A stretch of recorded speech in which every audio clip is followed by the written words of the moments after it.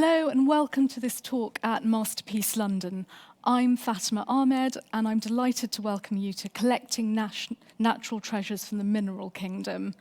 This is the first year that minerals have made an appearance at Masterpiece in their own right, and I think we're going to talk a bit later about what that means. And each of our speakers is going to explain why this is exciting and why perhaps it's long overdue. I'm going to introduce each of our speakers, and then we will be in discussion with each other, and then a bit of housekeeping. I'll leave about 10 to 15 minutes at the end for questions for those of you in the lecture theatre and those of you watching at home online. So to begin with, Joel Bartsch is the President and CEO of the Houston Museum of Natural Science. Since he took up this post in 2004, the museum's membership and visitor numbers have doubled, and it's now one of the most visited in the United States. From 1991 onwards, he was the curator in charge of minerals, crystals, gems, and jewels, and responsible for one of the best collections of this kind in the world. So he really is well placed to talk about some of the masterpieces in the museum's care, and as well as the wider history of collecting and display. On my left is Daniel Tranchillo. He's the president and CEO of Fine Minerals International. He has been a dealer since the age of 19, but a collector for even longer. And he might tell us how he started becoming a collector at the age of 8. Daniel has owned and operated mines around the world, so he's going to take us on a journey from the mining of some outstanding specimens to their coming to the market. Fine Minerals International is, of course, exhibiting at Masterpiece, and I urge anyone who's able to, there's still time and a whole other day, to see some remarkable examples of what we're about to talk about, and he's on stand 509. And then finally, Alan Hart is the CEO of the Gemological Association of Great Britain. Founded in 1908, the Gemological Association is the oldest provider of education about gems and jewellery in the world, and minerals, of course. Alan is a scientific advisor at the Natural History Museum in London, where he has worked for many years. He was the principal curator of gems and minerals and the head of the Earth Science collections. He's curated many exhibitions, and I suspect he will have a lot to say about the meeting of science and aesthetics that is one of the things that I think makes this field particularly exciting and appealing to a wide range of collectors. So to begin, Joel, and then Daniel, and then Alan are going to show us and talk to us about some objects and some sites. Joel, would you like to take it away? Absolutely. We're going to start with the Sweet Home Mine, Rhodochrosite. So we're a private museum in Houston, Texas, and I stress that because we don't get any government funding, so it really matters to us that people come and visit the museum. And the way we approach science is through the beauty and awe of nature. We want to capture people's interest before we try to pound them over the head with a chemistry textbook. I mean, the only time a textbook's ever been a bestseller is when your professor forces you to buy it. This piece is a perfect example of how we go about it. It's the world's most famous, probably, and important rhodochrosite. It's a beautiful gemmy red crystal on a matrix of quartz that originally sold in 1966 for $6,500. We bought it for $85,000 in 1985, and now it's easily $20 to $30 million. So we stress the beauty to get people's attention and make them interested in the topic, but because we're a private museum, we also focus on asset appreciation. So this kind of ticks all the boxes. The next one, I believe, is an Azurite, this beautiful deep blue crystal against the background of green smithsonite from the Sumeb mine, found in the late 1800s, early 1900s in Namibia. Very, very famous piece, probably the finest known Azurite combination in the world. And it was in the mine manager's collection, a guy named Kegel, and then went to the Smithsonian Institution, who, for whatever reason, many, many years ago, traded it out, and we were able to acquire it again. 20 years ago, maybe $225,000. Today, these guys could argue, but probably 10 to 20 million.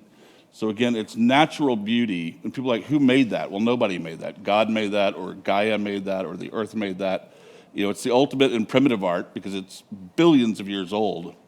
And I say it's the ultimate in abstract art because there was no Man was not involved in the creation of it at all. So it's the ultimate in abstract art, but also an iconic and beautiful piece that draws visitors to the museum. And then the last piece is, I cannot stress this enough. This is a natural piece of crystallized gold. This is exactly as it was found in the rock, in the mountain in California. It has not been sculpted, it has not been put together, no one made it. It's just as it was found. And when people hear the word gold, they're like, oh, well, how much does it weigh? Okay, it's 4 ounces. Well, then why is it $15 million? You know, it's like asking, if there's some fabulous Fabergé piece, no one cares about how much gold or silver in it. It's immaterial. So even though this is made of gold, the value is in the aesthetic beauty and the perfection, and that you have this beautiful, we call it the golden dragon of crystals flaring off the original quartz matrix. So my points that I want to make is that these things, and you'll see them also in the Fine Minerals booth, they are 100% natural. No one made them. They are absolutely gorgeous. They are the masterpieces of the natural world, because if you love flowers, flowers are great, but they wilt and die. These things live forever. And they are a highly appreciating asset, which most museums don't care, but we do because we're a private museum in Houston. So that's my bet. Thanks, Joel. Daniel, I'm going to hand over to you. Thank you.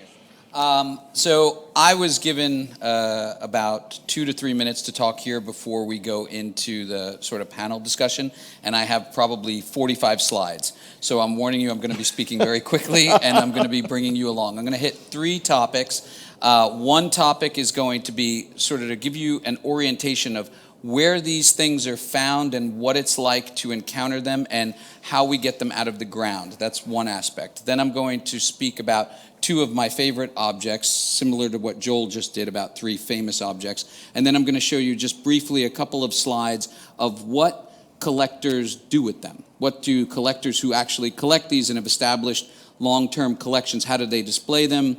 How do they show them in their homes and that sort of thing? And so I'll go rather quickly, but it should give you a nice comprehensive understanding of that breadth of what I'm talking about. So this object here, this is the finest example that came from a mine called the Pederneiras mine in Brazil, and it's a semi-precious gemstone called Tourmaline. As you can see, it's got a very vivid dual color. It's got red at the bottom, blue in the midsection, and it's capped by green. And that is one of the most iconic mineral specimens ever discovered from anywhere in the world, and it comes from this mine. So this is what the mine site looks like. It's a simple, small, artisanal mine. It's a small mountainous region in the Governador Valadares area in Minas Gerais in Brazil, and that's the entire mining camp. The footprint of this from a mining scale is minute. The total volume of rock that's been extracted in this place in the last 20 years is what some mines do in one day when you're mining for other metals. This just shows you a little bit of the grounds, the dumps, the little roads, the house that we live in. This is what it looks like underground. And so we're mining in that rock that you see right there, looking for crystal pockets where the crystals form inside on their own 450 million years ago. So this deposit is dated at 450 million years to 500 million years ago when they grew. That's me standing over a precarious spot in the ground.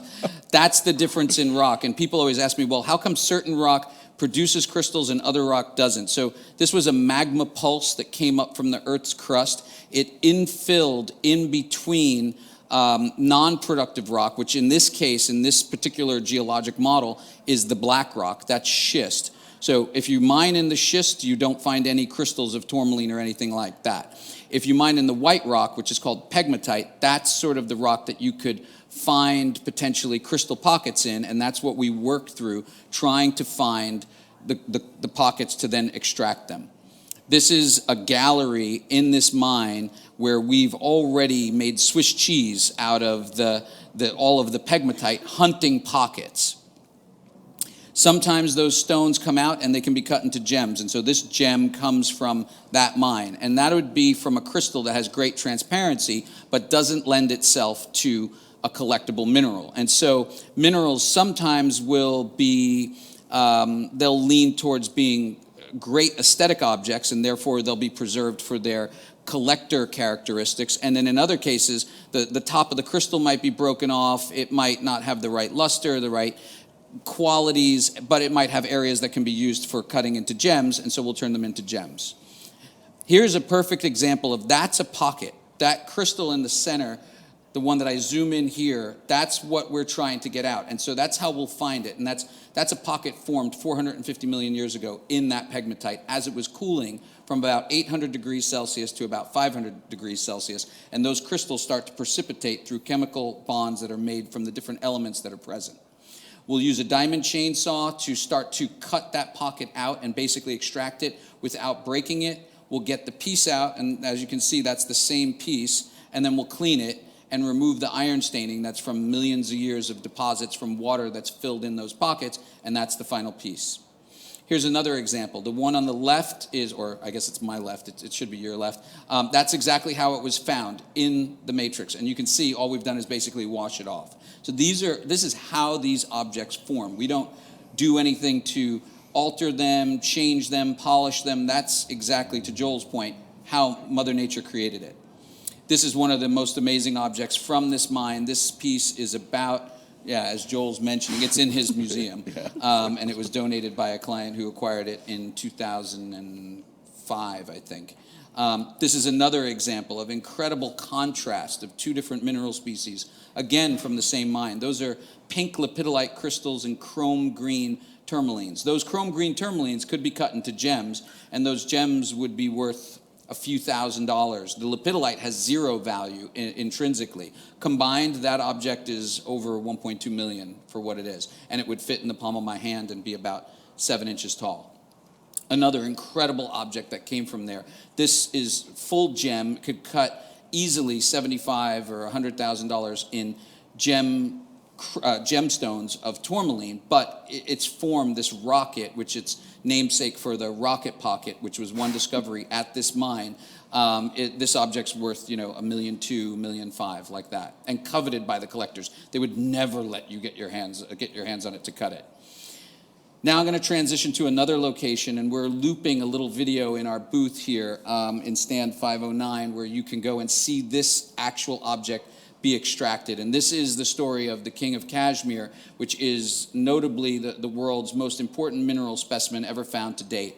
It was discovered in 2019, and the story in its discovery is over 20 years in the making. It comes from this amazing region in Pakistan, the northern areas of Skardu, and it was started from finding single crystals years ago. That crystal that you see right in front of you is totally gem clear, 100% hexagonal in shape, beautiful luster, and nothing done to it by man. And we would see these crystals come on the market, and we knew that they were destroying things in the ground. And so we started a campaign that was 20 years in the making, giving them the resources, the tools they needed to be able to potentially find what we did find in 2019 when all the moons and stars aligned. And they had this diamond chainsaw there for 7 years, never used it, it rusted, they threw it away, I had to send them new ones.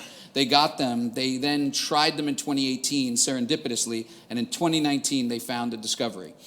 This is sort of a great slide that shows the mountain region where these things come from.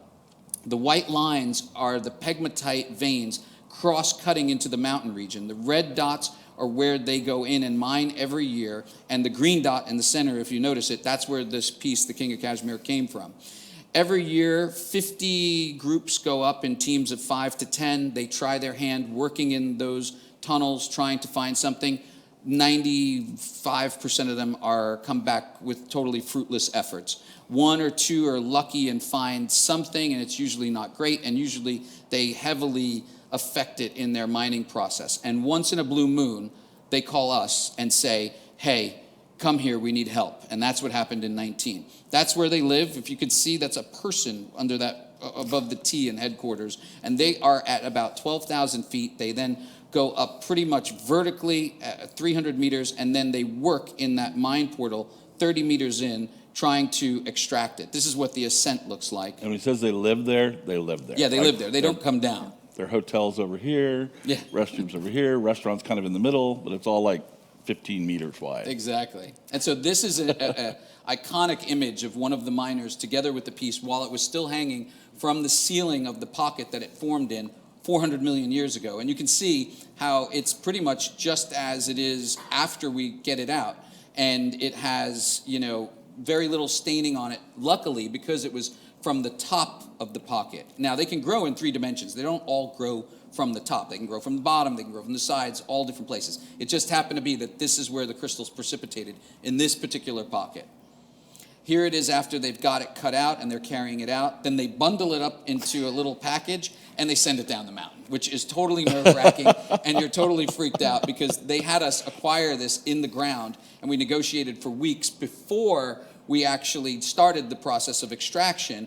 And so at this point, we've got people in Canada that were helping on this project, in Italy. I was in New York, the team in Pakistan, the Italians in Pakistan leading this, and it all comes to this one moment, like, does the cable break? And the wind is blowing and it's swaying back and forth. It was a very interesting day. So it was happily recovered well. Here it is down on the ground in front of one of the miners' fathers who was just awestruck, a man who's worked in that region all his life. And there it is at the end, and you can see the volume of this object. And this is today the world's greatest mineral specimen. I don't know if it'll ever be eclipsed, but at the moment, that is the pinnacle of mineral collecting. And that piece is valued at around $40 million. Sold for just near that amount. And I can't say where, but it's going to be on public display in the United States, that's all I can say, in 2023. And that's the piece.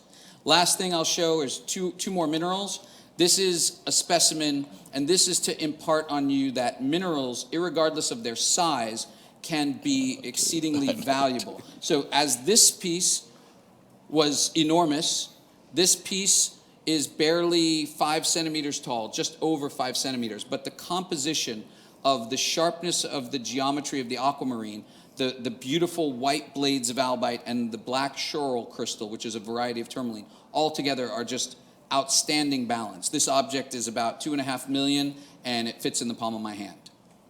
And then another is a rhodochrosite, very much like the one that Joel was highlighting in his discussion, and from a totally different location. So that's the dichotomy of 2 different regions producing the exact same material, but under different pressures, different temperatures, they form differently. And so their crystal habits are different. Their structure is the same, but their outward expression is completely divergent. And that's what makes these attractive to collectors, is that they can have a rhodochrosite from 3 different locations and they all look very different. They can have tourmalines from 10 different mines and they all look totally different. Lastly is collection curation. Some collectors collect objects like this gentleman. His name is Barry Kitt. He lives in Tahoe, and he has a beautiful collection that he treats very much like a museum display. He has each piece individually shown, and he collects for both the asset appreciation as well as the aesthetic beauty. And that's his display, and he's won several awards for several of his objects at different shows and fairs around the world. Then you have a collector like Gilali Bertay. He's the founder of Cirque du Soleil. This is his home in Kona in Hawaii, and he has them just as part of his decor amongst other amazing objects. That big, giant painting on the right is an incredible Damien Hirst object that he acquired. And so he's a huge collector of contemporary art, Guy, and he also appreciates minerals. That's another display of his in the same area that he's converted to mineral display. Then this is another collector's display in Washington, D.C., and this was the inspiration for my booth. If you visit the booth, I copied his style and design because it's basically a modern-day cabinet of curiosities. So he has a starfish in there, he's got a couple of turtle shells, and he also has amazing minerals. This is Chris Birch's collection in New York in a high-rise. Beautiful display. This is in Texas. This is another collector who collects with their collection in the Roy G. Biv. So it's red, orange, yellow, green, indigo, violet, and it's just beautiful, this whole display. And that's my part. That's Alan Hart. You're up. Thank you. Alan, just before you start, I'm going to ask a question which I actually asked you earlier, because the terms gem and mineral have been flying around, and I'm sure most of you know, but for anyone who doesn't, would you like to just explain the difference? A gem and a mineral, sorry, Yeah. yeah. Well, a gem is the purest mineral. A mineral is a naturally occurring, usually inorganic substance, has a definite crystalline structure, and they're arranged into species. So Does that make sense? gemstones are mineral Mineral crystals that were crystals. cut and polished. Yeah. So the mineral crystal is natural as it's from the earth. And then when a jeweler takes it and cuts it and polishes it for jewelry, it's a gemstone. That's brilliant, thank you. And now, Alan, I'll let you get on. Okay, well, I'm going to talk about the why now, because so this is me, the observant among you. That's me on the left-hand side here. This is when I was very fortunate to be at the Natural History Museum for 30 years as curator, and my job was to learn mineralogy from these two guys on my left there, and that's in the middle. That's Walter Campbell Smith, who was head of department in 1935, and Max Hay, who wrote the definitive list of chemical species of minerals in the world at the time. And I was very fortunate to understudy to these guys before they retired to learn all that they knew about museums. And so that's where I spent my life, in this gallery. And I want to talk about the why of collecting. How did we get to this, and where are we going in the future with these two guys championing this fantastic subject we all love. So this is the Mineral Gallery, 180,000 specimens, 350 years old. This really charts the growth of mineralogy. You know, why do people collect minerals? In the past, minerals were collected as tools. They're even classed as medicines. They were classed as pharmaceuticals. We didn't really understand what minerals were, and there was hardly anything written about them in prehistory. When was that? What time period? Well, Pliny wrote about minerals and gems in AD 79. Theophrastus, before that, the Greek philosopher, wrote about it, and he had a library of 18,000 publications based on minerals and gems that just doesn't survive. There are no copies of that. So we just know that he made the list. Yeah, so up to medieval times, they were still the two working texts on mineralogy and gemology. I think it was Magnus in 1190 who wrote the Mirabilis, which is of gems, and he was the first person who wrote, I go to mines to see these metals and how they're mined. And from that, there was a great renaissance in terms of why do we collect minerals? We collected minerals then for wealth, for health. We used to wear them because they thought they had magical powers. And then we collected them to understand the natural world around us, like we do today for earth sciences and biological sciences. So I put this up. This is our Earth, the only resource we have. It's a rocky crystalline planet on the outside. It becomes progressively molten as you go down until you get to the core, which is iron. But we can never source that area. It's too high temperature and pressure. So we only look at the top 3 to 5 kilometers where the minerals are found. Now, if you imagine this Earth is like an eggshell, there's lots of moving plates that move around the planet, and they bang together, and they sometimes thicken, and that thickened continental crust melts at the base, and that melts the pre-existing rocks, which force their way up into these different strata in various locations, and then you get new minerals forming, and they're called mineral deposits, and we mine those. Now, we have on the Earth about 5,700 mineral species forms the whole Earth, which is quite a small number when you look at biological sciences, for instance. So the whole Earth is made up of about 5,000 species, and I think it's fascinating that we now know that all those species are made of only 92 elements, and there's only 8 elements that comprise the most of the Earth's minerals, and that goes from oxygen is the most abundant in the crust, silicon, magnesium, iron, calcium. Then you have all these rarer elements that substitute into some of those minerals to give us the geodiversity that we have. And some of those elements occur in minerals that give us the chromophores and the color, where you see the spectacular stuff you see in these guys' museums and your beautiful display outside. And I just think that they were learning about the processes. So you could walk across Africa for a year and not find nothing. You would just see rocks. Only at certain points where the right temperature, pressure, depth, time, and ingredients of the right minerals form do you get the spectacular crystals that you see. And I think it's fascinating for me that in the past, people used to mine these deposits for the ore they contain to build our buildings, to copper mining, tin mining, and minerals were a byproduct. The beautiful minerals just shoved aside. So when I used to collect, I used to go to the dump. You think you call it a dump. Now people open mines for the actual spectacularly formed minerals themselves.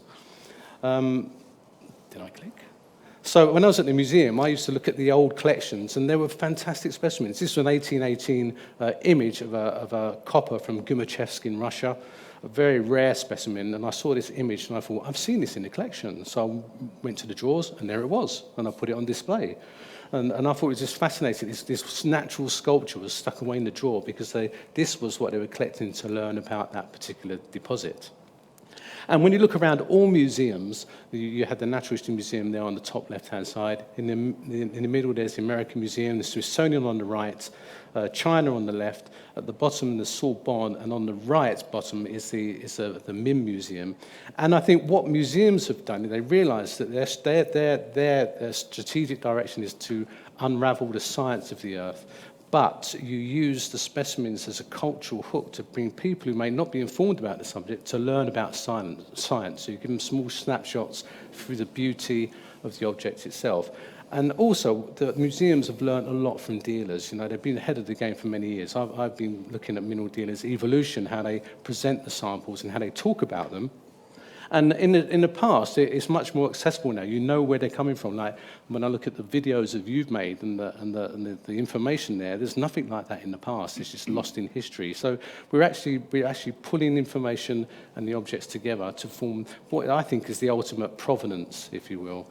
And I think in the past, it used to be that specimens were displayed. The collections, I know that our collection at the museum was like, get it, keep it. And in the end, you just have thousands, hundreds of thousands of specimens. And then that lost its focus somewhat. People say, why do you keep all this stuff? Of course you keep it because it's the raw materials that tell you about how the Earth formed, but also there's huge beauty inside. And just going back to the Natural History Museum, we did a lovely diamond exhibition. Of course, diamond is the ultimate gemstone. Everyone loves diamonds. It's a supreme mineral that's not formed on the Earth's crust. It's actually formed 140 to like 600 kilometers beneath our feet, and they come up in these really strange kimberlite eruptions. And we put a diamond exhibition on, so there were few specimens, but it was very well presented. And we got icons like this is the Star of South Africa, the first diamond that kick-started the South African diamond rush. And to have that, to tell the story of South Africa and where they were found and have these iconic objects was a real landmark for the museum. And we also forget, we went back, what is a gem, what's a mineral? You know, gems are carved from minerals, and I think some of the minerals are as beautiful as the gems that we make. This is Alan Bronstein's Aurora collection. There's some beautiful diamonds at the bottom, but I love the fact that he imaged the rough materials that those diamonds were cut from, and you see they're just as enigmatic. Are those the actual ones that they were cut from? Yeah, they're the actual ones that they came from. So, you know, it's a composite image, but it really shows you that, you know, what might not quite be so beautiful, can form the most beautiful gems, but I love the form and the structure of the rough, especially as you get into the pinks and the yellows. I want the fifth one. Yeah, that's what, yeah. There's no blue on there, but that's a grey blue, but you know, it's all about the saturation for the value of these things.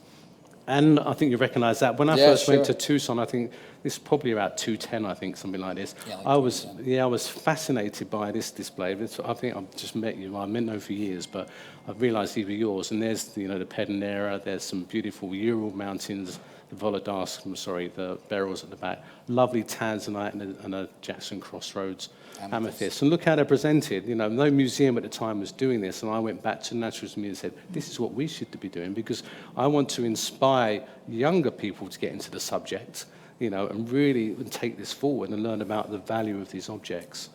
And I'll just tell you a funny story, but I used to get funding from the museum to go and collect, and it was hard to get funding at the museum because lots of people inside museums are saying, I want to do this field trip, I want that, and I said, I want to go and buy minerals. So I bought this one from a dealer called Marco Tironi. This was €500.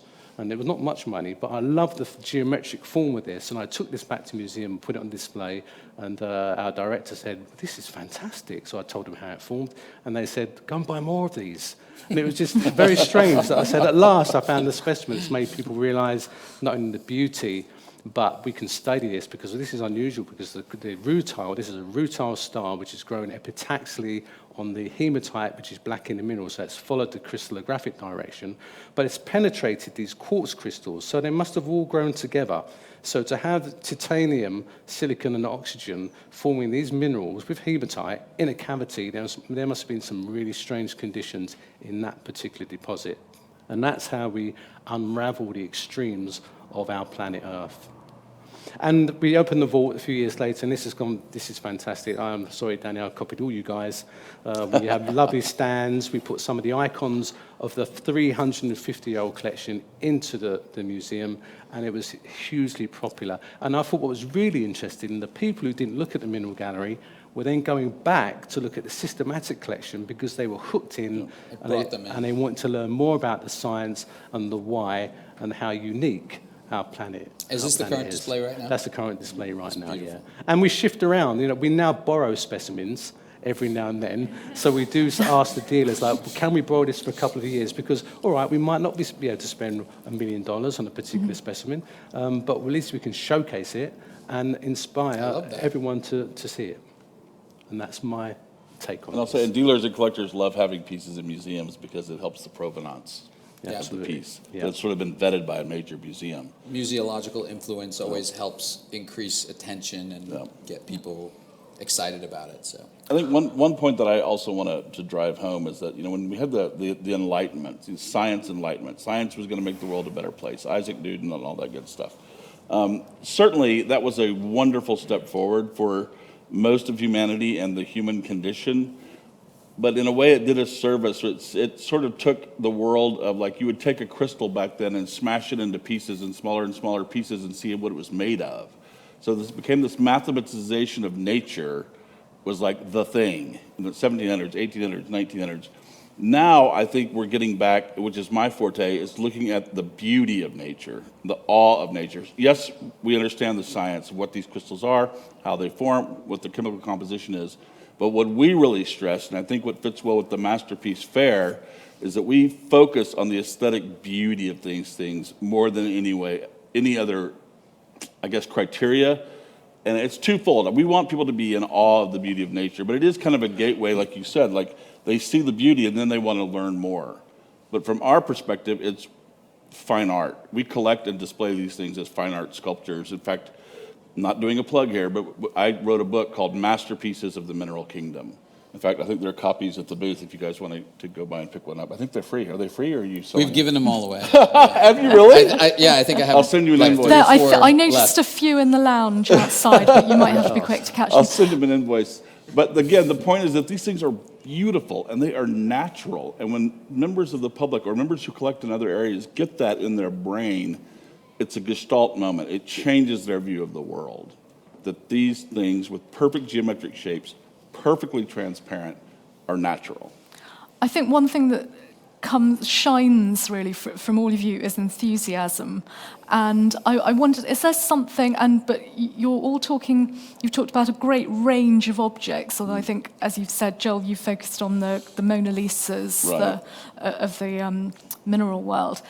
Is there something about minerals intrinsically that lends itself to a kind of, I don't want to say amateur enthusiasm, just enthusiasm, that can then be channeled in lots of different ways? I think that when you look at one and you have one in your hand, and like there are these perfect cubes of pyrite that come from Spain.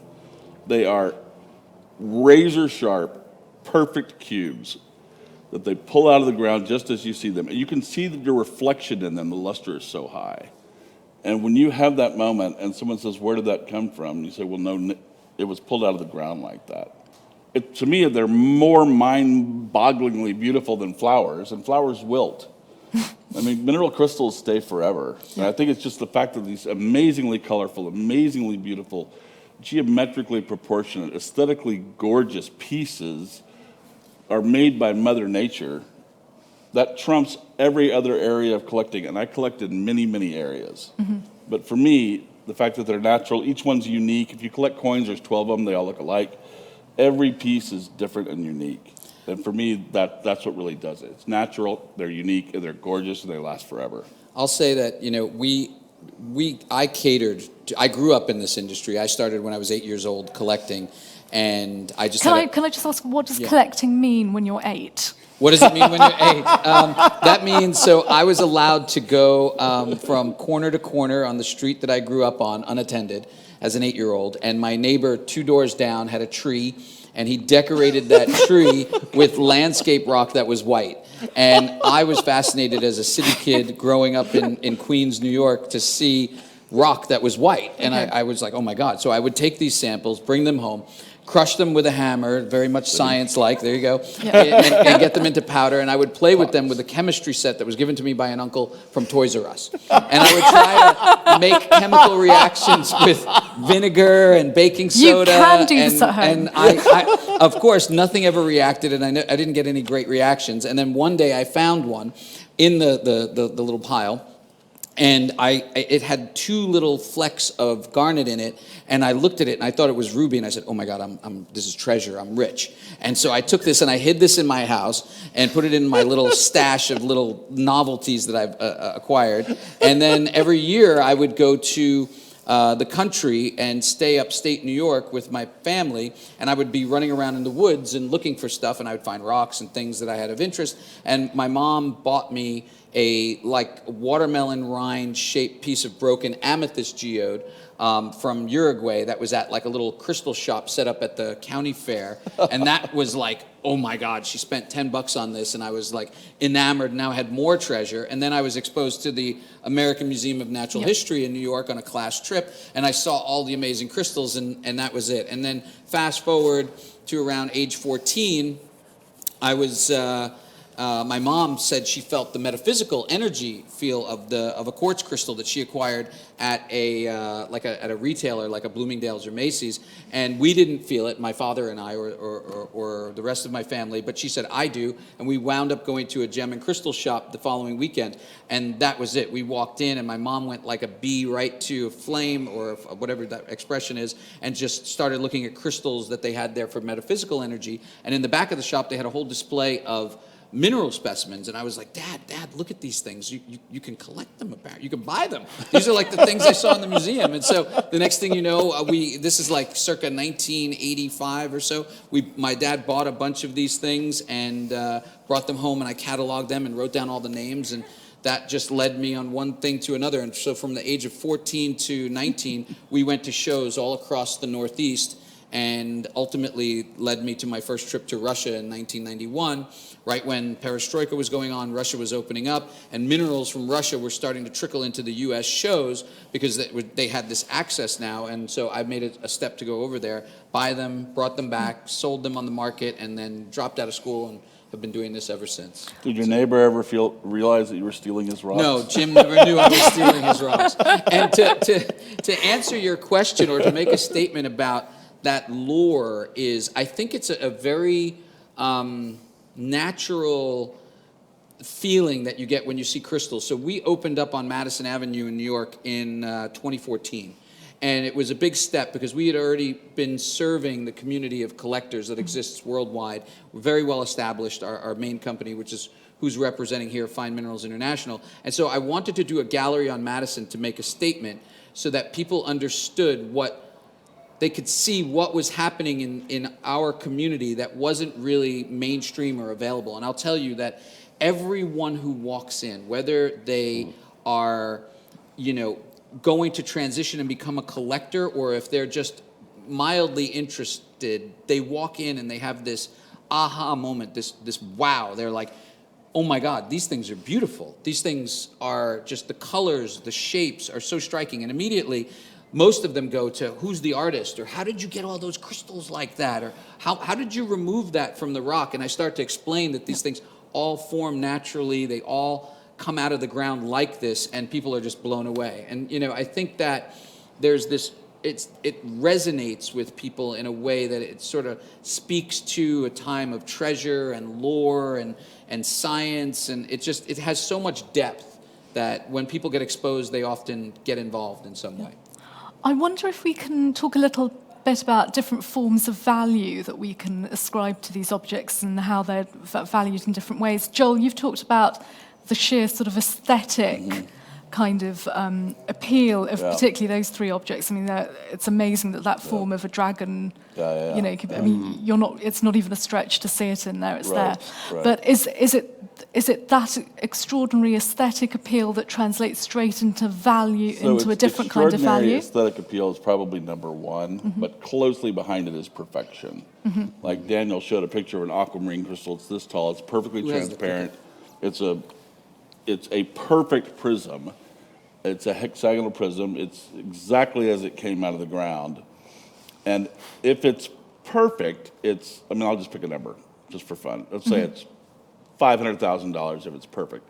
If it has one nick on it, parochially we call them flea bites, one of the tiniest little nicks on it, it's 50,000. Perfection. If you realize the trauma that these things go through, forming in the earth, and earthquakes and tectonic movement and stuff, there are thousands of these things found, but one that it's absolutely perfect, has the best color, total gem transparency, and total geometric perfection. The value is in the beauty and the perfection. I'll argue that point to some degree, because if you look at the most important minerals on the planet that are coveted by collectors, the top 10 objects on the planet are all either repaired or restored. And that's because these objects have transcended everything that we could ever imagine is possible in the creation of an object, its balance, its proportions, etc. And so it sets itself at a new level. And the fact that it is repaired in one spot doesn't take away at all from the value whatsoever. Yes. Now, that's if it's within that species. Says the dealer. We have a spirited debate about this going on for 30 years. If a particular mineral species is available in perfect form and and you can acquire it, then something that is repaired of the same is obviously going to be worth less. But if it does not exist in any other form and at the highest level it is repaired, you can give me the rabbit ears tourmaline, I'll take that right away. That's in the museum, it's worth about $50 million. I will concede that a lot of master paintings do have a lot of restoration, and they're accepted. Can I just add there, the thing about it is there's this thing called provenance, it's heavy in gemology as well, is that, that some of these fantastic specimens have been owned by great people. And so when you find something that is owned by someone famous, it's going to have a much higher value. Can you give us an example of something? Royal collections, things like that. There was in 1470, someone went down a silver mine in Germany, and they found a huge piece of copper. It's a native silver that's literally 3 tons. And the Duke of Albrecht had dinner at that copper slab, the silver slab. Yeah. And they took a piece off and they put it in the German Museum, and the rest was smelted down for coinage. Those 2 pieces of silver that are left in that museum are the oldest specimens that exist in Europe, and they're supremely valued, but they're not perfection. They're lumps of silver, but their provenance is fantastic. For example, Benjamin Franklin, he came to England in 1750 and met Sir Hans Sloane, who founded the British Museum. He was doing trades, and he brought with him an asbestos purse from a native Indian, he said, I came with this asbestos purse because I knew Sir Hans Sloane would want this for the museum. And Sir Hans Sloane said, I must have this. I've never seen this before. Of course, they didn't know about the dangers of asbestos at the time, but it was woven into purses, and that's one of the highlights of the collection. So, we do speak about perfection, but provenance and history plays a big part. And I always say scientific this is what I wanted to ask. So can you also speak a little bit about where does scientific value cross over with aesthetic value, or can something be of great scientific interest but perhaps not be very much to look at? No, definitely. When I think of scientific value, I think what has the specimen told us about the Earth that's led to a better understanding of the Earth's processes. You can look at many of the gem minerals, like tanzanite, for example, is only found in one place. Danny's got a great one in his case. The one that changes colour is trichroic. What's fantastic about that is that crystal, now we know they actually grew 560 million years ago, before any dinosaur walked the Earth. So this thing crystallized from fluid, and when Africa then was at the South Pole, and as you said just a minute ago, Africa moved around the planet through great tectonic forces. This thing sat in its cavity, probably like 3 or 4 kilometers below the surface, until it had a mountain building event, and then it came up just enough within that 3 kilometers before we came along and we mined it, and we felt, that's beautiful. And then we analysed it 560 million years ago. How did that happen? So it's unravelled the history of the Earth, and we can trace back and we can learn about the history of our planet. So that scientific value is eminent in, I think nearly all minerals tell us something about the location they're found in. Yeah. And to what he was speaking of earlier, that there's 5,700 known mineral species, 90% of those do not form in macro crystals. So what I mean by that is they're minute, they're microscopic, or they're small, and we can understand that they're individual species, but for most of the minerals on the planet, I'd say probably only 500 species, maybe, form in crystals that are maybe even less that we would even collect. And so there's not infinite amounts of them they're actually exceedingly hard to find. And speaking, Alan, you've spoken of one kind of provenance, the provenance of an object passing through different hands and us knowing who's owned it. What, to all three of you, should we think about if we were thinking about collecting minerals? What do we need to know about provenance in terms of where they came from and how they were mined? As a museum director, what are you careful about? You know, it's very Joel? interesting. For whatever reason, minerals have so far been kind of exempt from, like, you know, political correctness. I mean, it's applied to like dinosaurs and like certain any fossil with a backbone, a vertebrate from China is illegal. You can't export it. And there are, you know, people talk about blood diamonds and things like that. But for minerals in general, they just haven't sort of become embroiled into like popular culture consciousness. And I think it's because they're perceived as being dead. So in practical terms, does that mean that they're easy to move from one place to You another, can move and they them don't from have anywhere. the same? You can buy them, you can sell them, you can move them through customs with no tax. I mean, as long as they're in their natural form, I think they're seen as bits and pieces of the earth. So is that before that, Daniel, for one for you, is that sort of... Before they're cut and polished into gemstones. Yeah, Okay. and so the way it works is sort of if you are mining, let's say, for copper, or you have copper crystals, the element itself is one and the same. And so there's huge mines around the world that are mining for copper, and they sell that as a commodity. And so that the normal aspect of trading copper is just, it's based on its value, it's imported, it's sold all over the world from wherever it's being recovered, and the governments that are owning that land resource are charging a royalty on the export of it. And so the same holds true if it was for a copper crystal or for Tanzanite gemstones. You know, Tanzania gets a large amount of its revenue from the exportation of Tanzanite crystals or Tanzanite gems. And there's all kinds of rules and regulations. But there are no prohibitions about moving or transporting minerals because they are considered natural products of the earth, in just the same way that they'll sell calcium or that they'll sell rare earth metals. As long as it's coming from a legitimate source, it's completely legal and governed by the bodies that do that. One interesting thing is, though, that Canada does have a restriction on Canadian minerals. So they look at their mineral heritage a little bit more under the lens, so to speak. And so if a specimen from Canada is in excess of value, of currently the value they've set is around 5,000, I think, Canadian dollars, you have to get permission if you're going to export. You can collect as much as you want in Canada, but if you're going to export it for sale or to transport to a different place, Canadian minerals get scrutinized by the government. And they give permission all the time. You just have to ask, because their museums are actually very robust with And I think there's some collections. situation where the museum got a chance to match the price or something. Yeah, so the museum is able to then buy the object from the person who wants to sell it or export it at the same price, and the person who would be selling it would be exempt of any taxes on that gain, and that's the benefit for them if they're going to a museum. And if the museum doesn't want to buy it, like the Royal Ontario Museum, what's the other one? And I think there's the ROM is another museum in Canada. They have first shot, so to speak, first right. And I think one of the things that kind of, as I'm thinking about, ties all this together, like provenance and ethics, and you have to understand that mining, like they do for these specimens, as you see them, specifically for the specimens, is a very, very recent activity. From 30 years ago back, these things were found by accident. So they're working at a copper mine in Southwest Africa or Arizona. The miners are mining. They're being paid to mine ore for copper to make copper wire and stuff. They find these crystals by accident. And they would just like, oh, that's kind of cool.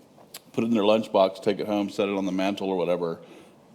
So it was like, I mean, they might as well be like, say, stolen from the Sumeb mine. But they weren't really stolen because they didn't have any ore value. And the market had not developed for the aesthetic value yet. So a lot of the great pieces from, you know, in the last 30 years, but before that, came from mine managers' collections, the miners' collections. They would literally put them in their lunchbox. And there was the miner's lunchbox kind of thing. So while they didn't necessarily get permission from the mine didn't care as long as they were meeting their quotas for commodity copper.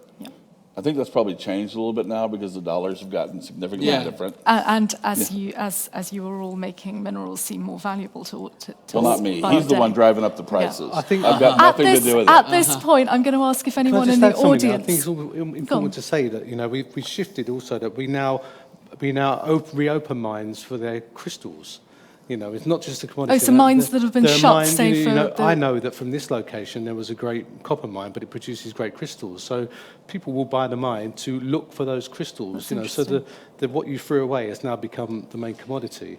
And I think it's important that there is responsible sourcing, and there are rules about when you mine somewhere, Yeah. you usually have to put it back to the previous state that Right. you found it in, and you have to reseed the landscape so it fits in. But Yeah. Right. we just also remember you know, countless through eons of these minerals have been destroyed through natural processes. So I think it's quite good that we preserve these things so that we can recover the snapshot of the beauty of the Okay, earth itself. at this point, I'm going to ask if anyone has any questions, because they definitely have the answers. Or we'll make something up.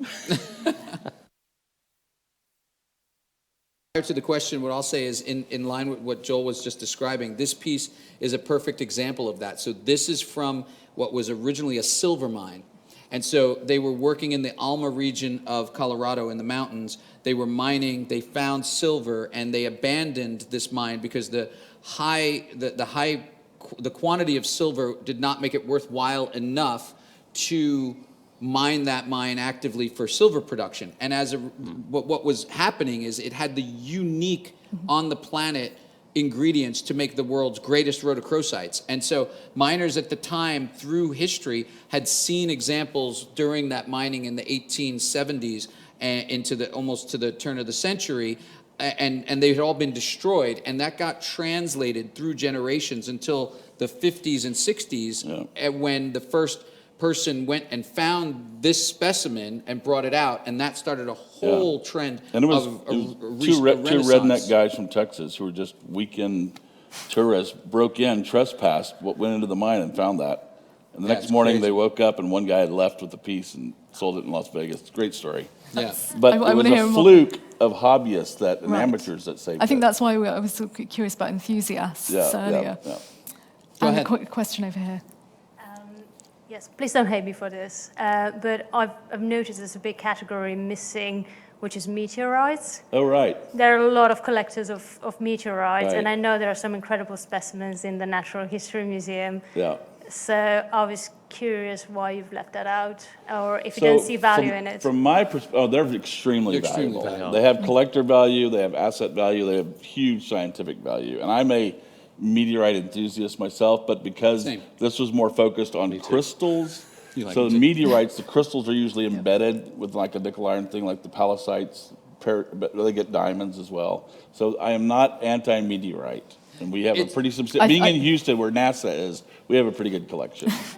It's definitely a different collectible, and you know, it's like gems, minerals, meteorites, fossils. They all sort of fall under the same overarching umbrella. But when you get down to the real finite nuts and bolts, they're really very separate disciplines. And so even though you'll see amazing gemstones from aquamarine emeralds, tourmalines, all the semi-precious and the precious, those all form amazing mineral crystals, but they don't get traded in the same fields or in the same arenas. They're both appreciated by both groups for what they are, but they're very different. And the same for meteorites. We all love meteorites. Yeah. I love the Tourmaline find fall in Russia, because I was exposed to it because Russia was the first place I went to collect minerals or to buy minerals and bring them back. Yeah. And of course I learned about that fall. And so I have a number of them in my own personal collection, but I don't trade in them because I don't know enough. And there's experts, like I'm an expert in minerals, there's experts that know meteorites, like they know. And that as stuff. you know, and they're probably, they fantastic. sell them by the gram. Yeah. Yeah, And they're heavy. they're a finite resource, so they're packages from space. And in the museum, we have a fantastic meteorite team, and that really is cutting-edge science, and it's almost multidisciplinary. So you just look today about the probes that we're sending to Mars, and now we're analysing the Martian surface, but people don't realise that the first Martian meteorite came to Earth in 1911. It fell in Egypt. Wow. So we had it all the time. We didn't know it was a Martian meteorite until the Viking landers went to Mars and measured the atmosphere and found that the fluid inclusions, the gaseous inclusions in the meteorite matched the Martian atmosphere. So that led to the whole about dynamism of the solar system. And I think what we're realizing, what we've learned about the Earth, we're now pushing that out to other planets, so what is out there. So this meteorite science is probably the most important part of science for planetary science at the moment. Here's today's trivia. This is 2022, the 100th anniversary of the discovery of King Tut's tomb is in November. The scabbards, the knives in his tomb are made out of meteorites. Yeah, it's incredible. Yeah. Yep. But no, I'm with you. There's fusion crust, and is it oriented? Is it the end piece? Is it the main mass? It's a fabulous area to collect. Yeah. But we were focusing, I think, more on the macro crystals. I hope that answers your question in part. I think there was a question on the left. Yeah, over in the third row. Oh, okay. And then the lady after that.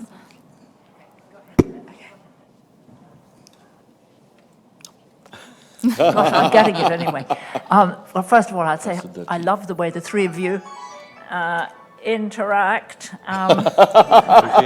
We know each other's secrets and for interact 35 with, years. with each other and with the gems and the minerals. It's terrific. Now, my question is, do the big mining companies like Rio Tinto, do they have mineral people now in them? Because it's so important. And has the word got through to places out in Mongolia like Oyu Tolgoi copper mine, huge, great place, and to the, to people working around there? They might pocket quite a few. You know what? It's an interesting transition period, I'd say. So the big mining companies are very aware of the fact that there can be incredible discoveries, and I'll give you a perfect example. For there's a mine called the Milpitas mine in Mexico, and that is an open pit mine, and that means they make an enormous hole in the ground, and they circle around, excavating, making it larger and larger as they extract the resources out of the ground. And for them, it's about the amount of tons that they move in a day, that they can get out, process the rock, crush it, smelt it, and get the metals out of it. And so it's a copper mine, and they're working for the purpose of extracting copper. There's one area when they round this, and they'll come around, it'll take, to do a revolution, it can take a year. So they're mining benches, working around, and they are only hitting one specific section, let's say for a month, a year. And there's one area where the geology was just right to form amazing crystals of azurite and malachite and other minerals. And I have some in the booth on display. And they hit one enormous pocket that they called the watercourse pocket. And when they found it, they found amazing crystals. And all the miners were going in and they were mining these things instead of doing their work and their shift. And instead of the mining company saying, oh, we recognize this is a phenomenon of nature, this is something worth preserving, they were like, we're losing time. We're losing ore. So they took some dynamite, threw it in the hole, and blew up all the crystals. And so what was preserved was strictly what was able to be extracted by a few skillful miners who went in there at night or off hours trying to get some things and got them out to the market. And so that's one example of where the mining companies they frown against that sort of behavior. Then there's another mine in Elmwood, Tennessee that produces zinc. And they produce some of the world's greatest calcite crystals. And historically, they would do the same thing. They would they would ostracize the miners who would try to collect these crystal pockets, and they would fire them, they would kick them out if they were caught with things. Fast forward, that mine closed for probably 2 to 3 decades and then reopened because the price of zinc went up so high that it became economically viable to go back and remine this area. And so when they went back in, they did find crystal pockets. And this time they went in with different eyes and they said, wait a minute, if we find these calcites and they're viable for value, that we can get them out easily if we take time to preserve them. And so then it was the mining company now working together with their miners to get things out and marketing them. So I think we'll see more and more of that in the future, but big mining, unfortunately, is not concerned with the preservation of amazing crystals, which is sad. I think we have time for one more question, so the gentleman with the microphone in the second row. That wasn't mine. Oh. I was waving my hands about it. Oh, In round two. Wonderful. Excellent answer. In that case, That I'm going gentleman to I'm going to take one more question, and I'm afraid they put it in early online, so I'm going to ask that, and then we'll go to the gentleman in person. Simone Stuntz asks, should minerals be displayed in their place of origin as an on-site display? I suppose as opposed to taking them away and far away. Or are there on-site displays, or are the sites too remote, too dangerous, as we saw in Pakistan? Yeah, I mean, if you imagine trying to display that in Pakistan at that mountain range, Pretty hard. it's impossible. Okay. Yeah, it's not even feasible, unfortunately. Okay, and the final question. So my question is not related to value as much, but just like diamonds can be grown in a lab, I wonder if it is also possible for minerals, and where that is at the point. Not asking whether diamonds have more value if they're lab grown or not, just out of curiosity. So it can be done, certainly, and there are some fabulous crystals that have been grown, by Bell Labs in the U.S., and there was an entire city in Russia that was focused, had like thousands of PhDs and nothing but grow crystals in Novosibirsk. So they can be done, but for whatever reason, you can really tell pretty much just on how they look and how they were formed, and lack of matrix, which is the mother stone that the crystals form on. If you know what you're looking at, you can get a pretty good idea that these things have been synthetic. Now, what's really impressive is so aquamarine, which is blue beryllium aluminum silicate, is the same as emerald, which is chrome and vanadium green beryllium aluminum silicate. So I've seen back in the day some Russian scientists that took aquamarine crystals, which were valueless, a few dollars a piece, and grew coatings of emerald on the outside. So the morphology looked natural, but it was only emerald on the outside. But that's certainly something that Mr. Gemstone here would know more about. I can speak to it too before I turn it to Alan, and this is an important thing. To think about how these things form in nature, you're talking about something the volume of the Empire State Building on its side underground, and that's at 800 degrees Celsius or 1,000 degrees Celsius, cooling over 50 million years with all these elements and different pressures and temperatures, and these crystals form. And if you're trying to simulate just diamond, man's been able to do that.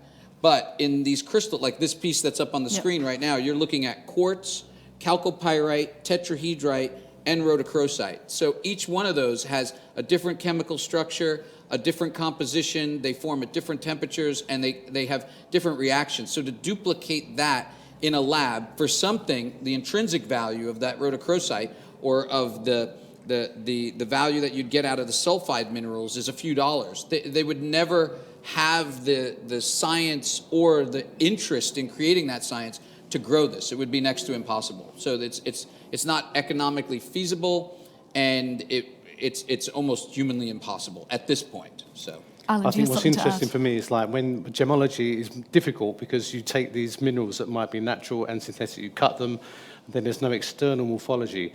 When you grow, say, emeralds, you look at the external morphology, they look vastly different from the stuff that comes out of the ground. So it's an easy see.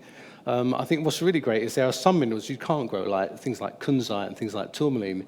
We had in the museum a lovely device came in, we called it the Volcanic Bomb, which basically put all the ingredients of your mineral, and then you raise this thing under huge pressure and temperature just to see what would grow.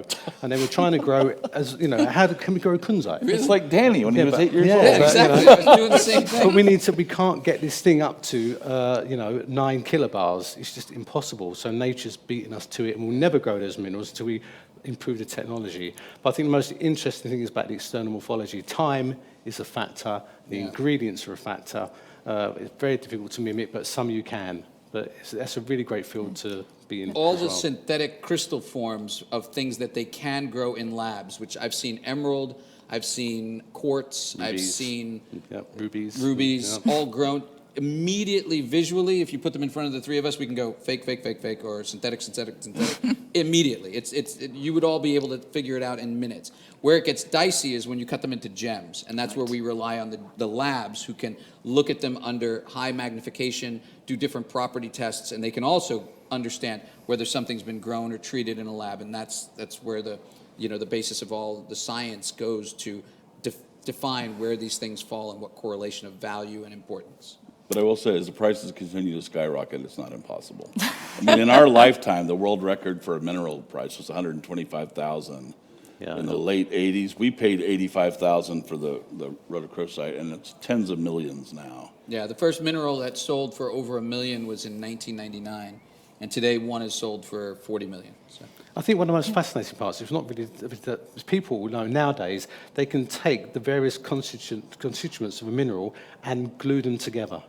So you might look in a case and think, like, when you get experience of looking at minerals, you could say, like, that doesn't quite look right. You get a knack about a certain specimen. Like, when you see crystals that are growing together, they have a certain alignment in some respects. So when you get a haphazard mash, you think, like, that is not right.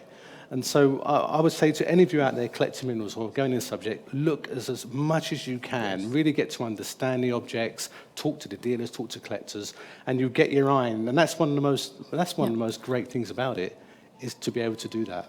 Yeah. And on that note, I would urge everyone to go down to stand 509 to see some of these remarkable things in themselves. The pictures are amazing, but they really don't compete with the real thing. All that's left for me to do is to thank our speakers, Joel Bartsch, Alan Hart, Daniel Tranchillo, and to thank Masterpiece London for hosting us tonight. I hope you've enjoyed this event as much as I have. Thank you very much.